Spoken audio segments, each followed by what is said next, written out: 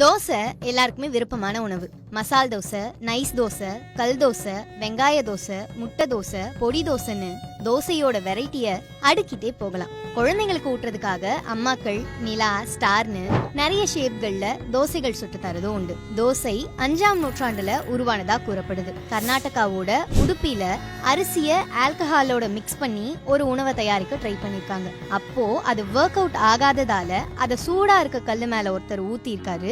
அதுவும் மொறுமொறுன்னு டேஸ்டியா வந்திருக்கு. அதுதான் தோசையோட வரலாறுன்னு ஒரு கதையும் இருக்கு. காலையில நைட்டுன்னு நம்மளோட ஃபேவரட் டிஷ்ஷா தோசை இருக்குன்றத ப்ரூவ் பண்ற விதமா பிரபல உணவு டெலிவரி நிறுவனமான ஸ்விக்கி ஒரு லிஸ்ட வெளியிட்டு இருக்காங்க. கடந்த ஆண்டு பிப்ரவரியில இருந்து இந்த ஆண்டு பிப்ரவரி வரைக்கும் சுமார் 2.9 கோடி தோசைகள் டெலிவரி செய்யப்பட்டிருக்கு.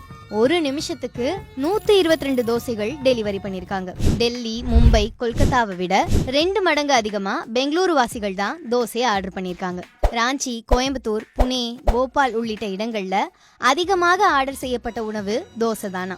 கோவையை சேர்ந்த ஒருத்தர் ஒரு வருஷத்துல 447 தோசையை வாங்கியிருக்காரு.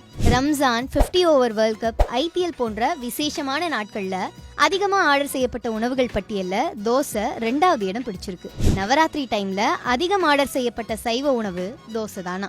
சென்னையில நைட் டைம்ல தான் தோசைகள் அதிகமா ஆர்டர் செய்யப்பட்டிருக்கு. ஆனா ஹைதராபாத்ல ஸ்நாக் டைம்ல அதிக தோசைகள் ஆர்டர் செய்யப்பட்டிருக்கு. இந்த ஜெனரேஷனுக்கு ஏத்த மாதிரி தோசையும் கொஞ்சம் அப்டேட் ஆகி சாக்லேட் தோசை, பாவ் பாஜி தோசை, நூடுல்ஸ் தோசை,